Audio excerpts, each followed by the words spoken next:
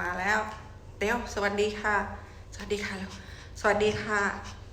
ก็มิวกับโอโซนก็มาไลฟ์สดนะมิวกับโอโซนก็มาไลฟ์ Facebook สดเป็นวันที่2นะคะวันนี้ก็อยู่ที่ประเทศสหรัฐอเมริกาแล้วก็รัฐแคลิฟอร์เนียซึ่งเมื่อวานได้พูดค้างไว้ว่าวันนี้จะขอพูดสวัสดีค่ะมากันละจะขอพูดเรื่องเกี่ยวกับ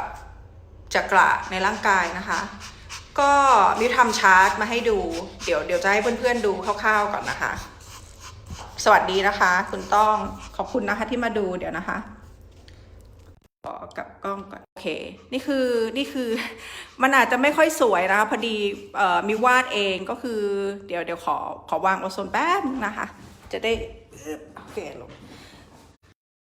ค่ะแจงสวัสดีจ้ะโอเคมากันแล้วทีนี้ก็คือเป็นชาร์ตแผนผังเกี่ยวกับจักระที่สำคัญในร่างกายนะคะซึ่งถ้าเพื่อนๆเห็นเนี่ยปกติที่คนทั่วไปที่เขาพูดในหนังสือหรือว่าที่เราเห็นตามรูปต่างๆเนี่ยจะมีทั้งหมด7จักระซึ่งจักระเหล่านั้นเนี่ยเป็นจักระที่สำคัญเขาก็เลยเอามาพูดแต่จริงๆแล้วเนี่ยทั้งหมดมีทั้งหมด13จักระนะคะวิวจะอธิบายทีละจักระทีนี้เพื่อนๆจะได้เห็นว่าเป็นประกอบด้วยอะไรบ้างนะคะอันนี้เป็นภาพรวมก่อนก็คือจักระที่1ตรงนี้นะคะก็คือเรียกว่ารูทจักระหรือจักระทวารซึ่งจะแทนด้วยสีแดงแล้วก็พอขึ้นมาตรงนี้นะคะเป็นจักระที่2sexual จักระเป็นจักระเกี่ยวกับอวัยวะเพศซึ่งแทนด้วยสีส้มขึ้นมาอีกตรงประมาณช่วงท้องตรงช่วงสะดือลึกเข้าไปตรงกลางร่างกายเนี่ยเป็นจักระที่3หรือเรียกว่า solar plexus เป็นสีเหลืองจักระที่4อันนี้จะทั่วไปเนี่ยเขาไม่พูดถึงนะคะก็คือเป็นจักระกระบังลมหรือ diaphragm นะคะจักระที่5แทนด้วยสีเขียวหรือเรียกว่า heart จักระคือจักระหัวใจตำแหน่งก็อยู่จุดกึ่งกลางระหว่างหัวใจเดี๋ยวเรื่องตำแหน่งกับวิธีกระตุ้นหรือประโยชน์เดี๋ยวมีพูดอีกทีนะคะคืออันนี้ให้เห็นภาพรวมก่อนว่าจักระในร่างกายเราเนี่ยประกอบด้วยอะไรบ้างสวัสดีค่ะคุณจินตนาโอเคต่อเลยนะคะจักระที่6ไตรมัสจักระคือต่อมไร้ท่ออันนี้จะอยู่ขึ้นมาจากตรงหัวใจนะคะระหว่างลำคอกับหัวใจแล้วก็จักระที่7โต๊ะจักระก็คือจะแทนด้วยสีฟ้าอันนี้คือจักระลำคอจักระที่8อันนี้ก็ไม่มีคนพูดถึงนะคะรีมจักระคือเกี่ยวกับเรื่องความฝันเวลาเรานอนหลับนะคะเพราะว่ามีความฝันแล้วก็ขึ้นมาจักระที่9 pituitary ก็คืออันนี้ก็ไม่มีคนพูดถึงเหมือนกันจักระต่อมใต้สมองนะคะต่อไปขึ้นมาเป็นจักระที่10อันเนี้ยทุกคนจะรู้จักที่เรียกกันว่าตายหรือว่าแทนด้วยสีน้ำเงินแต่มิวจะขอเรียกว่าpineal gland นะคะคือต่อม pineal gland ซึ่งเป็นต่อมไร้ท่อเหนือสมองแล้วก็ขึ้นมาเป็นจักระที่11ก็คือสีม่วงคราวจักระตรงกลางกระหม่อมนะคะอันนี้เป็นจักระที่เชื่อมต่อกับพลังงานจักรวาลนะคะแล้วพอขึ้นมา2จักระเนี่ยก็คือจักระที่12 galactic female เป็นเพศหญิงกาแล็กซี่ของเพศหญิงนะคะแล้วก็จักระที่13เนี่ยเพื่อนจะเห็นแล้วก็คือ galactic male เป็นจักระเพศชายก็คือ12 13เนี่ยมันจะบาลานซ์หมายความว่าในเฉพาะคือ11จักระที่อยู่ในร่างกายเนี่ยมนุษย์1คนเนี่ยพอมี12 13เนี่ยก็คือโลกเนี่ยเหมือนกับว่าสร้างสิ่งมีชีวิตคู่กันผู้หญิงกับผู้ชายเพื่อให้เกิดบาลานซ์ถูกไหมคะทีนี้ก็เดี๋ยวมิวจะกลับกล้องมาพอดีมัวแต่อธิบายยังไม่ได้รายชื่อขอบคุณมากนะคะที่มาดูเดี๋ยวขอกลับกล้องนิดนึงโอเคนะคะ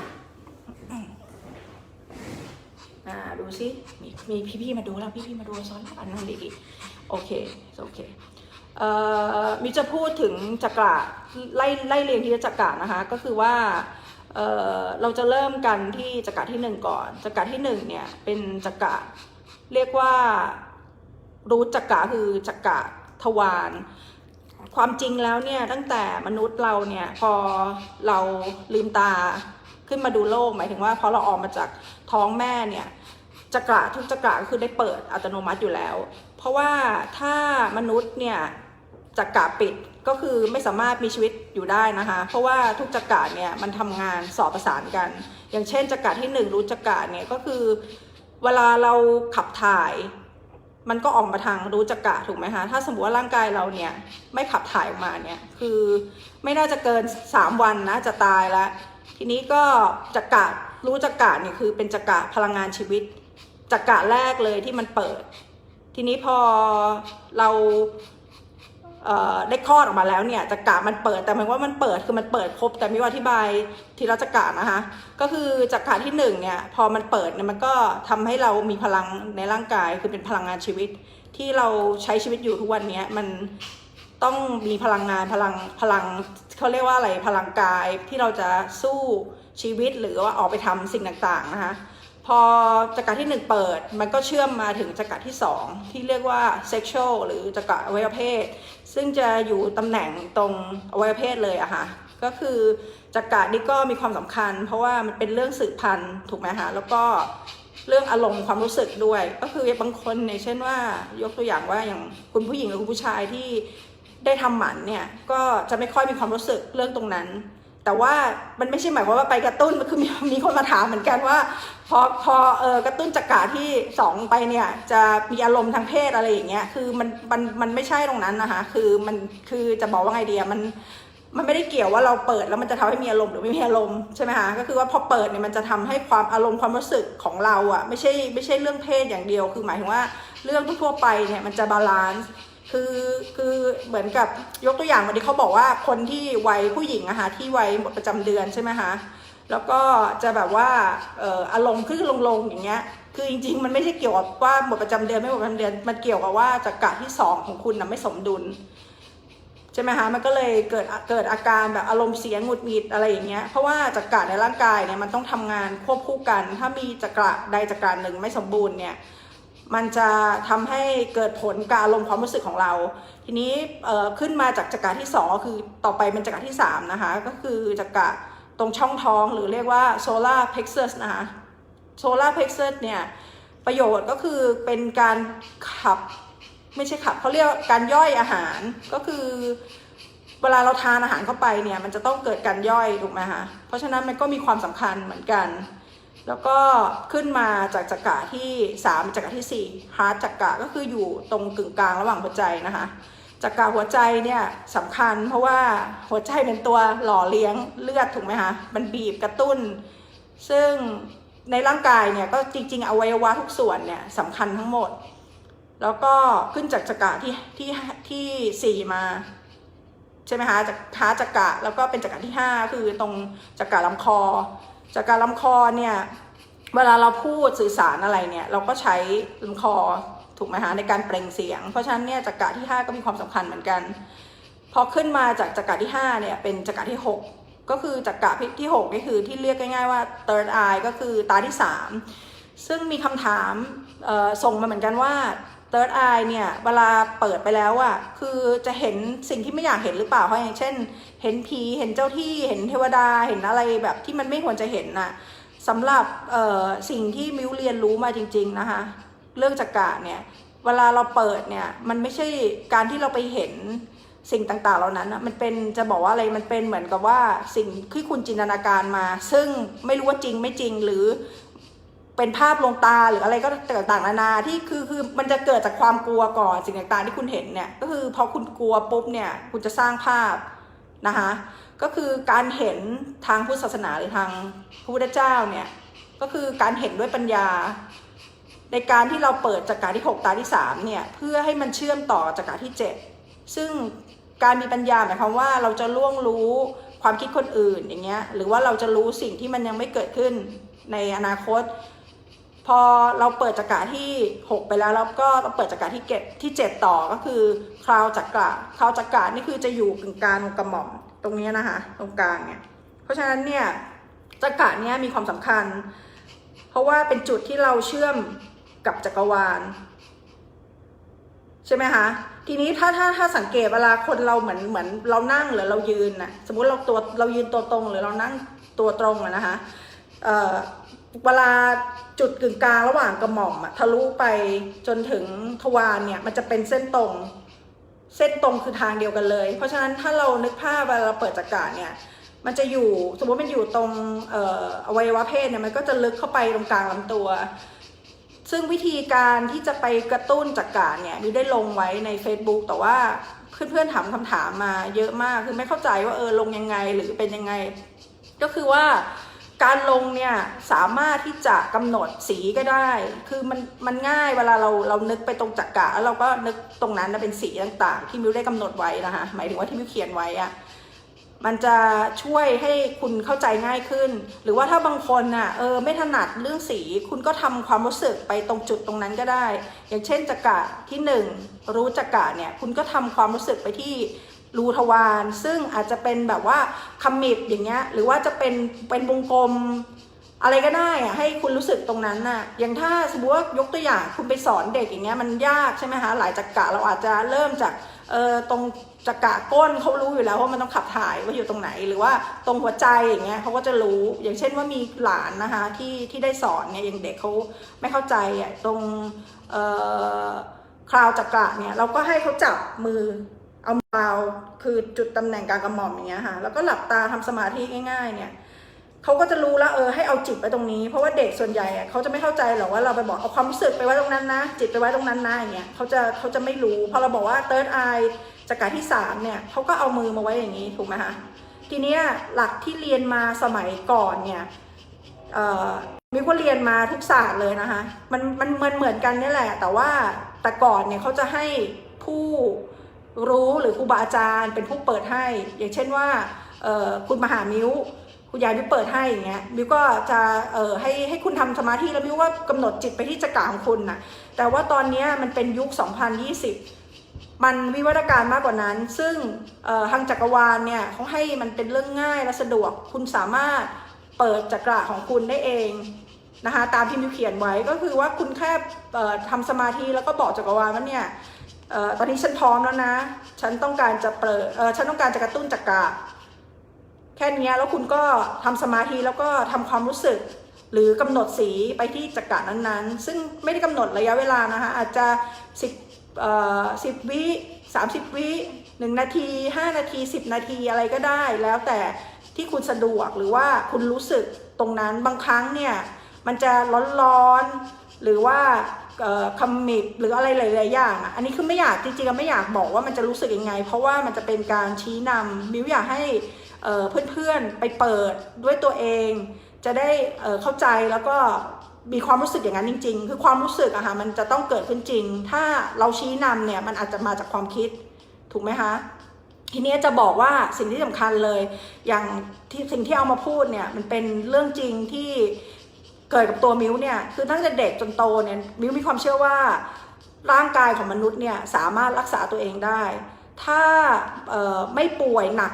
มากๆเลยจะไม่ทานยาเลยเรื่องนี้คุณแม่หรือว่าคุณพ่อครอบครัวจะรู้ดีคือถ้าเราเป็นเด็กเรายังเลือกไม่ได้เวลาเราไม่สบายโอเคคุณพ่อคุณแม่ก็จะพาเราไปหาหมอถูกไหมคะ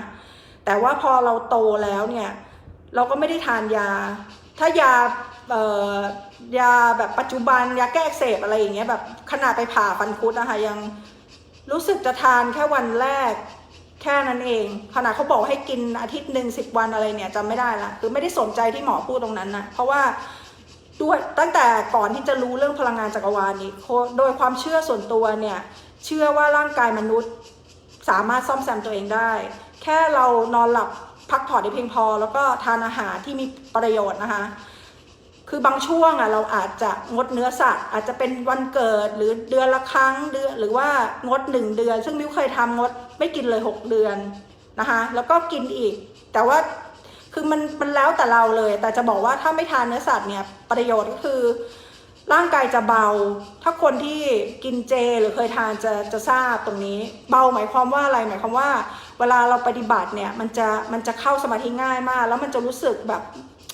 โล่งหรือว่าเราขับถ่ายเนี่ยมันจะไม่หนักอะค่ะเหมือนกับมันไม่มีจะบอกอะไรมันไม่มีเนื้อสัตว์อะเวลาถ่ายมันก็จะง่ายแล้วมันก็จะไม่หนัก นะคะทีนี้ก็ถ้าแนะนำก็ตามความสะดวกแต่ว่าถ้าคุณไม่ทานบ้างก็ดีก็จะดีนะคะในการปฏิบัติคือบางคนอาจจะแบบเลิกไปเลยไม่ได้อะไรอย่างเงี้ยก็ไม่เป็นไรเราก็เอาตามความสะดวกอาจจะเลิกบ้างกินบ้างไม่เป็นไรทีนี้คือประโยชน์เนี่ยที่บอกว่าพูดเรื่องรักมิวเชื่อว่ารักมนุษย์สามารถรักษาตัวเองได้ก็คือจริงๆแล้วตอนหลังพอมารู้เรื่องพลังจักรวาลเนี่ยคือที่คนไม่ค่อยนิยมหรือไม่เป็นที่เผยแพร่เนี่ยเหมือนกับว่าเขาไม่ได้อยากให้เรารู้ความลับตรงนี้เพราะว่าถ้าทุกคนสามารถรักษาตัวเองได้บริษัทยามันก็จะขายไม่ได้ถูกไหมคะ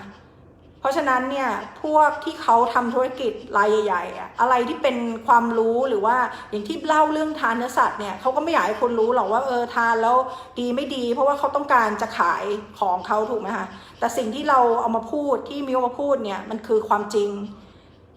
ซึ่งเกิดกับตัวมิวเองหรือว่าอาจจะเกิดกับเพื่อนๆหลายๆคนเพราะฉะนั้นเนี่ยอะไรที่เรามีประโยชน์ต่อไปนี้เราก็เลือกให้กับตัวเราแล้วก็คนที่เรารักถูกไหมคะเพราะว่าเราเกิดมาเป็นมนุษย์ทั้งทีเนี่ยเราจะต้องเลือกชีวิตที่มีความสุขที่สมบูรณ์ให้ตัวเราเองซึ่งอะไรที่ไม่ดีเหมือนการเสพข่าวนะคะสมมุติว่าถ้าเราเห็นข่าวไหนที่มันไม่สร้างสรรค์ไม่มีประโยชน์คือเราอ่านแล้วเราก็วิเคราะห์เราก็พยายามตัดทิ้งไปว่ามันช่างมันเถอะอะไรเงี้ยมันไม่จริงไม่ใช่ของเราหรืออะไรแต่ถ้ามันเป็นประโยชน์หรือเป็นสิ่งที่สร้างสรรค์เนี่ยเราควรจะแชร์หรือว่าแนะนำคนอื่นเรารู้อะไรเนี่ยเราควรจะให้คนอื่นรู้เหมือนกับเราเพราะว่าอะไรเพราะว่าที่มิวบอกว่าคนทุกคนนะคะคือไม่ว่าเราจะรู้จักกันไม่รู้จักกันเป็นญาติกันหรือเปล่าหรือต่างๆนานาหรือคนละประเทศอะไรก็ตามเถอะเราทุกคนเกี่ยวข้องกันนะคะคือเหมือนกับว่าระบบวิเวทของจักรวาลเนี่ยทุกสิ่งมีชีวิตมนุษย์สัตว์หรือแม้กระทั่งธรรมชาติเราเป็นหนึ่งเดียวกันคือถ้ามันเดินไปด้วยมันเดินไปได้เนี่ยมันก็จะเดินไปด้วยกันนะคะถ้าเกิดคนใดคนหนึ่งล้มหรือสะดุดเนี่ยมันก็ไม่สามารถจะไปได้ถูกไหมคะเพราะฉะนั้นเนี่ยประโยชน์ของพลังจักรวาลเนี่ยมันมีมากจริงๆคือคุณจะต้องลองลงเองก่อนแล้วก็ดูว่าหลังจากลงไปแล้วเนี่ยสุขภาพคุณเป็นยังไงเพราะว่าคนส่วนใหญ่เขาพูดว่ามันอันตอนนี้นะคะคนดู31พอดีเลยตอนพูดเรื่องนี้เพราะว่าส่วนใหญ่เนี่ยเขาไม่อยากให้คุณรู้หรอกเรื่องพวกนี้เขาพยายามจะคือมันจะบอกว่าจะมีกลุ่มคนที่พยายามปั้นข่าวหรือปลุกกระแสอะไรที่มันไม่เป็นความจริงให้คนกลัวนะคะเพราะว่าอะไรเพราะว่าเขาเสียผลประโยชน์ถูกไหมคะเพราะฉะนั้นเนี่ยเราจะเสพข่าวอะไรเราควรจะเชื่อว่ามันจริงหรือไม่จริงเพราะว่ามันเป็นพลังธรรมชาติมันเป็นไม่ได้อยู่แล้วที่ธรรมชาติจะทำร้ายเราแล้วก็พอเราลงไม่ใช่เราลงเรากระตุ้นจักระไปในครั้งแรกเนี่ยจักระมันเปิดหมดแล้ว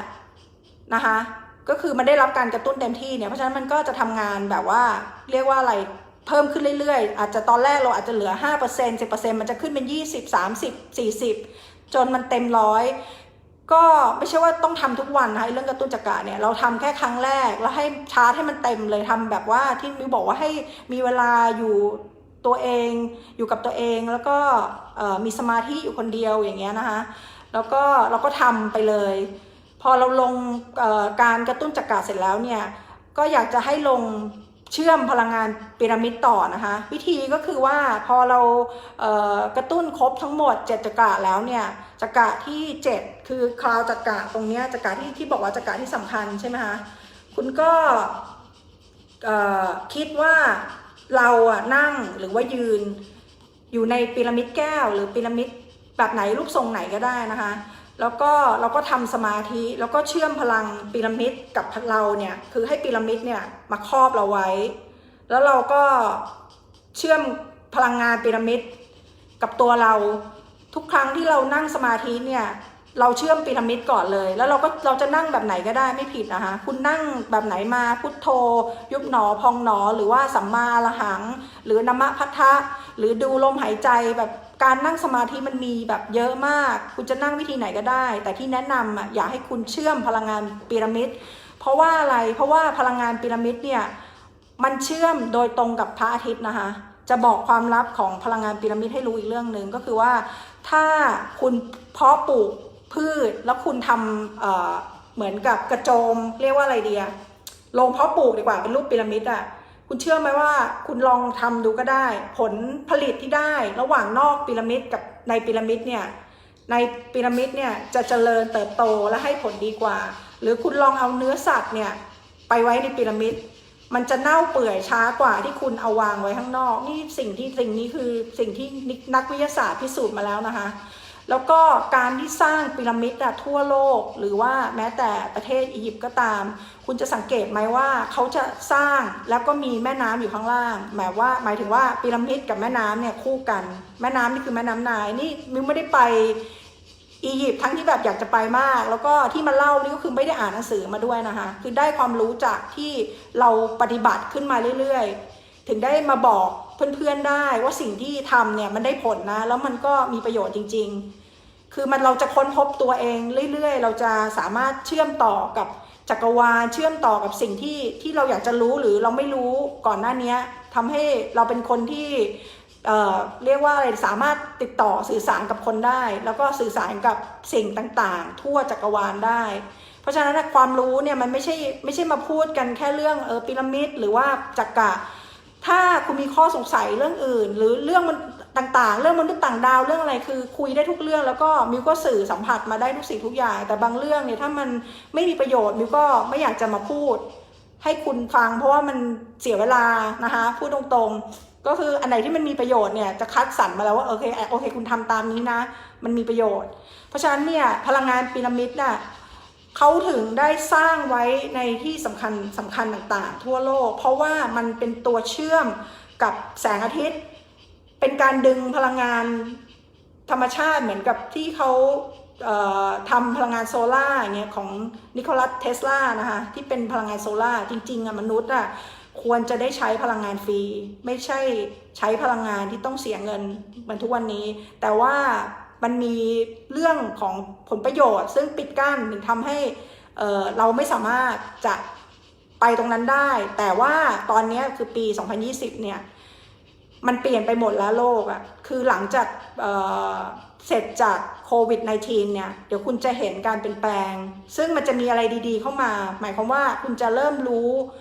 ตามความเป็นจริงแล้วก็คุณจะเริ่มได้ใช้สิ่งดีๆที่ธรรมชาติจะให้ที่เราไม่ต้องเสียเงินที่เป็นพลังงานจริงๆแล้วก็สิ่งต่างๆที่จะทำให้เราแบบอยู่โดยที่แบบมีความสุขรู้จักตัวเองแล้วก็ใช้ชีวิตได้เต็มที่ไม่ใช่เป็นทาสเหมือนตอนนี้ก็คือเมื่อวานได้พูดเรื่องเลข112ถูกไหมคะเรื่องเลข112เนี่ยคือเลขของธาตุถ้าเราเข้าใจกันนะแล้วก็เลข112คือวงกลมอย่างนี้เลข13ก็คือเป็นไม้บรรทัดหรือเส้นตรงคุณนึกภาพก็ได้ว่า112เป็นวงกลมอย่างนี้นะคะเพราะฉะนั้นคุณเดิน112ยังไงคุณก็เดินเหมือนเดิมเดินอย่างเงี้ยคุณไม่มีทางออกมาจากวงกลมนี้หรอกจนเมื่อหยุดปุ๊บคุณมีความรู้แล้วฉันรู้ตัวฉันเองแล้วฉันจะไม่อยู่ในเลขเนี้ยฉันจะต้องเป็นอิสระใช่ไหมคะพอคุณเข้าใจเนี่ยคุณก็เดินออกจากวงกลมซึ่งเป็นเส้นตรงอย่างเงี้ยแล้วคุณคิดว่าเส้นตรงเนี่ยคุณไปได้เรื่อยๆมันไม่มีวันหมดถูกปะคะมันไม่ได้กลับมาที่เดิมด้วยคือมันเดินขึ้นไปอย่างเงี้ยไปเรื่อยๆไปเรื่อยๆแล้วแต่คุณกำหนดแล้วว่าคุณจะเดินไปทางไหนซึ่งเมื่อวานมีน้องอยู่ที่เยอรมันนะคะคุยกันดึกมากเลยก็เขียนมาถามเรื่องชีวิตที่มีปัญหาของเขาแล้วก็ถามคำแนะนำการปฏิบัติซึ่ง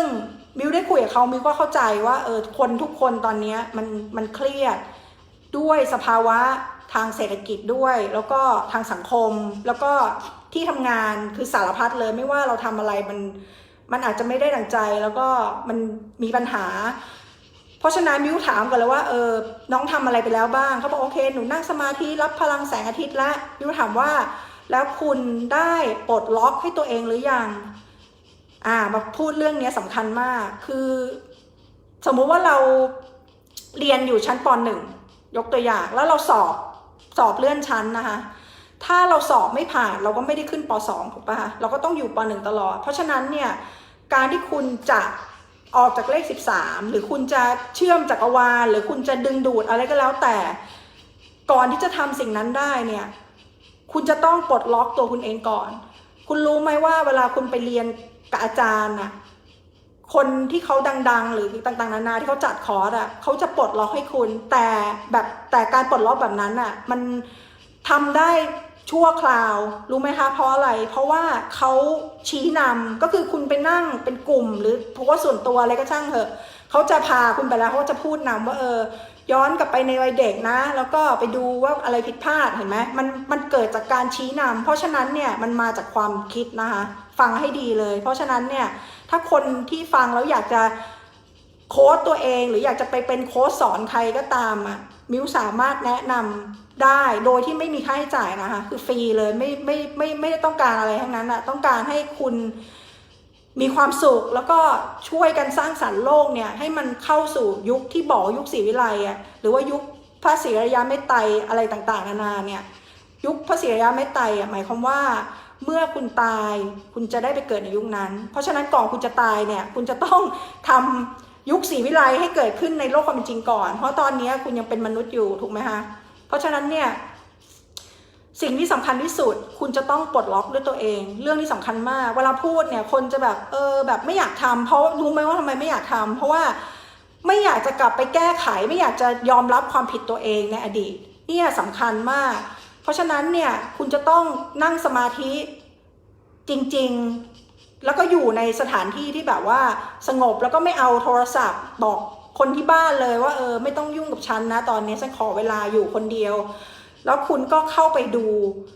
ตั้งแต่เด็กนะคะความทรงจำตั้งแต่เด็กที่คุณจำได้ย้อนขึ้นมาเลยว่าคุณทำสิ่งไหนผิดพลาดไปบ้างคุณทำอะไรผิดแล้วคุณมีเรื่องไหนที่คุณเสียใจคุณกลับไปดูและคุณก็ยอมรับมันให้ได้แล้วก็ให้อภัยตัวเองนะคะให้อภัยตัวเองแล้วก็บอกว่าฉันรู้แล้วว่าฉันทำอะไรผิดเพราะฉะนั้นฉันจะไม่ทำแล้วฉันให้สัญญาตัวเองว่าฉันจะไม่ทำฉันจะต้องเป็นคนที่ดีกว่านี้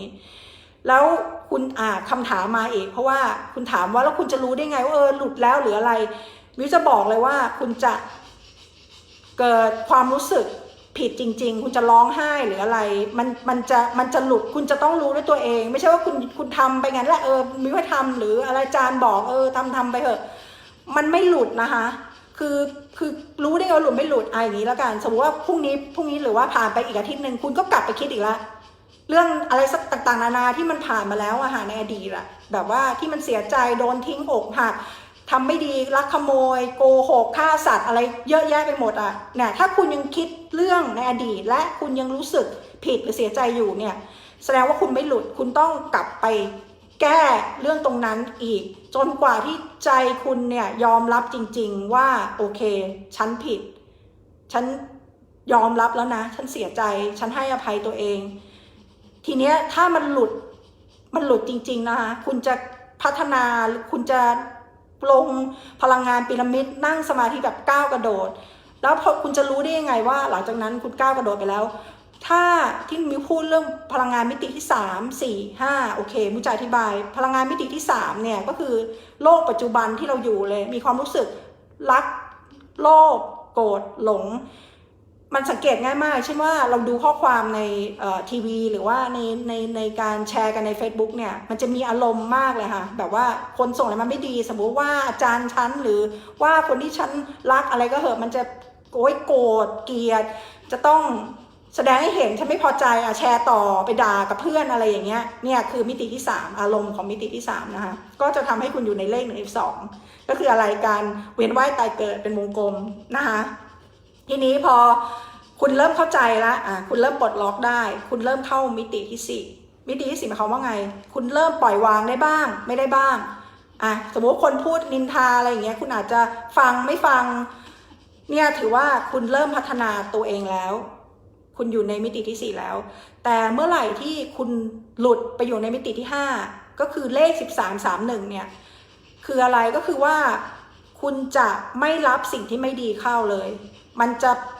จิตมันจะเขาเรียกอะไรปฏิเสธอัตโนมัติอย่างเช่นว่าถ้าคุณเคยติดละครไทยนะคะที่แบบแย่งผัวแย่งเมียด่ากันอะไรเลข31หมายแล้วพูดเรื่องละครเรื่องอะไรอย่างเงี้ยมันคือความจริงที่คนไทยชอบดูมันก็เลยเป็นเลข31ตอนนี้นะคะเพื่อนๆเห็นก็คือนั่นแหละค่ะก็คือว่ามันจะสมมุติคุณเคยดูเอายกตัวอย่างง่ายเลยอาจจะผ่านมาสักคุณปฏิบัติไปเรื่อยๆอาทิตย์ที่แล้วคุณอาจจะยังดูอยู่เลย ถูกไหมคะพอมาอาทิตย์เนี้ยจิตคุณจะไม่อยากดูแล้วเพราะว่าคุณรู้ว่าอะไรคุณรู้ว่ามันไม่มีประโยชน์กับร่างกายและจิตใจแล้วก็มันไม่ได้ช่วยให้ชีวิตคุณดีขึ้นคุณก็จะไปหาสิ่งที่ดีกว่าก็คือว่าคุณจะเริ่มหาความรู้ที่จะทำให้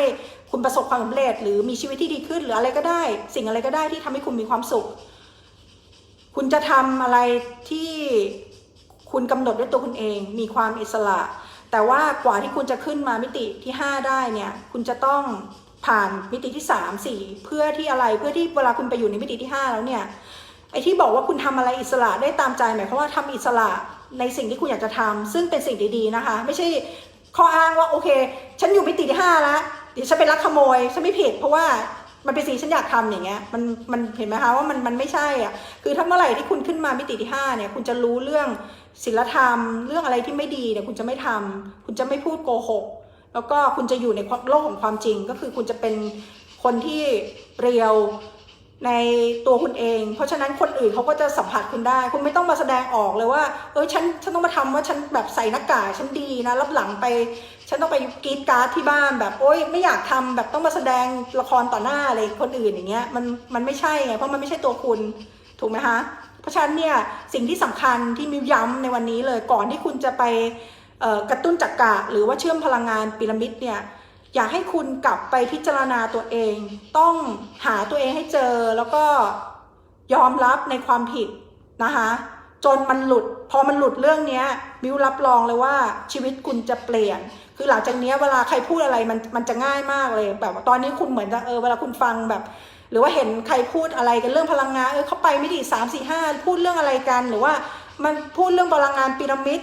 หรือว่าจักรเนี่ยลงไปทำไมอะไรอย่างเงี้ยคือตอนช่วงนั้นน่ะคุณจะไม่มีคำถามแล้วเพราะฉะนั้นเนี่ยสิ่งที่สำคัญเนี่ยเราเนี่ยมีทางเลือกอะไรถ้าคุณเป็นคนฉลาดนะคะอะไรที่ดีๆเนี่ยคุณจะรับอย่างเช่นว่าถ้าคุณเห็นว่าอันนี้ดีคุณต้องลองก่อนว่าจริงไม่จริงถูกไหมคะเพราะถ้าลองแล้วมันดีมันได้ประโยชน์กับคุณแต่ถ้าคุณเป็นคนโง่เนี่ยก็คือว่าอะไรดีไม่ดีกูไม่เอาละคือฉันรู้มากฉันรู้เรื่องพวกนี้ฉันรู้หมดฉันแบบเก่งแล้วอะไรอย่างเงี้ยจะบอกว่าเป็นคนโง่เพราะถึงตัวมิวเองเนี่ยมิวก็ยังพัฒนาตลอดแล้วก็ลองถามเพื่อนๆหลายๆคนก็จะทราบเวลามีอะไรมิวก็จะคอยถามว่าอันนี้ดีไหมคะอะไรดีไหมคะเพราะว่าเรายังรับฟังความคนอื่นรับฟังความคิดเห็นคนอื่นเพื่อที่จะมาปรับปรุงตัวเราให้พัฒนาขึ้นไปเรื่อยๆคนทุกคนที่อยู่ในโลกใบนี้ต้องการจะพัฒนาตัวเองแต่ก่อนที่จะพัฒนาตัวเองได้เนี่ยจะต้องกลับไปแก้จุดบกพร่องของตัวเองก่อนนะคะเพราะฉะนั้นเนี่ย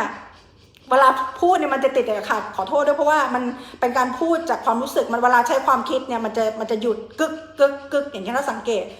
แล้วมีเป็นคนพูดเร็วพยายามจะฝึกให้พูดช้าแต่ว่ามันไปไวมากเลยเหมือนกับคอมพิวเตอร์อย่างเงี้ยค่ะเพราะฉะนั้นเนี่ยก็คืออยากจะบอกด้วยความรู้สึกเลยว่ามีความรู้สึกดีๆให้เพื่อนๆทุกคนมากถึงจะรู้จักไม่รู้จักรับแอดหรือใครถามอะไรถ้าตอบได้พยายามจะตอบแต่ว่าอยากจะให้ถามในเรื่องที่มันมีประโยชน์แล้วก็มีสาระแล้วก็อยากให้คุณน่ะไปลองทำจริงๆเพราะว่าหลายคนนะถามคำถามมาแบบเรื่องเลขเรื่องหวยเรื่องโชคซึ่งมิวรู้อยู่แล้วว่าคุณยังไม่ได้ทำสิ่งที่บอกเลยคุณยังไม่ได้ดูแบบว่าถามว่าชีวิตหนูจะดีขึ้นไหมคะอย่างเงี้ยคือหนูยังไม่ได้ทำสิ่งที่พี่มิวบอกเลยค่ะหนูยังไม่ได้ดูตัวเองเลยเพราะฉะนั้นเนี่ยถ้าหนูยังไม่ได้กลับไปแก้ไขในความบกพร่องหรือสิ่งที่มันค้างเนี่ยอันนี้มันเป็นความเกี่ยวเนื่องไปถึงเรื่องกรรมด้วยนะคะถ้าเกิดคุณไม่แก้สิ่งที่มิวบอกเนี่ยเพราะฉะนั้นคำว่ากรรมที่คุณบอกว่ากรรมอดีตกรรมเก่าอะไรเนี่ยมันก็จะติดตามคุณไปเรื่อยๆเพราะว่าคุณไม่ไปแก้กรรมตรงนั้นมันไม่จบถูกไหมคะแต่กรรมของมิวเนี่ยถ้าเมื่อไหร่ที่คุณแก้กรรมในอดีตคุณยอมรับและคุณให้อภัยขอสิกรรมต่างๆนานาเนี่ยมันจะจบตรงนั้นเพราะฉะนั้นเนี่ยคุณเริ่มกรรมใหม่ได้เลยคือเริ่มชีวิตปัจจุบันเนี่ยฉันตั้งมั่นแล้วฉันจะทำชีวิตของฉันให้ดีเพราะฉะนั้นปัจจุบันสำคัญที่สุดคุณเริ่มปัจจุบันด้วยกรรมที่ดีเนี่ยเพราะฉะนั้นกรรมต่อไปในอนาคตมันก็จะดีถูกไหมคะอดีตปัจจุบันอนาคตมันเกี่ยวเนื่องกันเพราะฉะนั้นน่ะเราจะต้องจบปัจจุบันให้ได้ก่อนไม่ใช่ขอโทษค่ะเราจะต้องจบอดีตให้ได้ก่อนเพื่อที่จะไปปัจจุบันโอเคเดี๋ยวนะใช่ค่ะถูกต้องก่อนอื่นต้อง ต้องปลดล็อกโอ้ยขอบคุณมากนะคะคุณจินตนาบอกว่าอธิบายละเอียดก็คือพยายามจะแบบให้ความรู้เพื่อนๆให้ได้มากที่สุดซึ่งถ้าลองลงพลังจักรวาลดูก่อนนะคะหมายถึงว่าเชื่อมกับพีระมิดอะถ้าเพื่อนเนี่ยลงไม่ได้จริงๆอะเดี๋ยวมิวจะไลฟ์สดแล้วก็เชื่อมพลังงานให้เพราะฉะนั้นคนที่ได้มาฟังไลฟ์เนี่ยก็มิวจะเชื่อมให้ด้วยแต่ว่าเดี๋ยวจะแจ้งอีกทีว่าเป็นวันไหนเพราะว่าตอนนี้กำลังทำงานให้จักรวาลเนี่ยแต่ละวันจะต้องมีเรื่องที่จะต้องมาแจ้งให้เพื่อนๆหรือว่ามาช่วยปลดล็อกให้เพื่อนๆเพื่อให้เดินต่อไปได้นะคะเพื่อให้เพื่อนๆเนี่ยเข้าไปสู่ยุค 2020 ยุคศรีวิไลหรือพลังงานในมิติที่ 5 พลังงานใหม่ซึ่งเดี๋ยวลืมขอพูดเรื่องชาวแสงหลายๆคนชอบได้ยินคำนี้แล้วก็มีคำถามมาว่าอะไรคือชาวแสงใครคะอะไรอย่างเงี้ยชาวแสงเนี่ยหมายความว่าแสงอาทิตย์นะคะก็คือ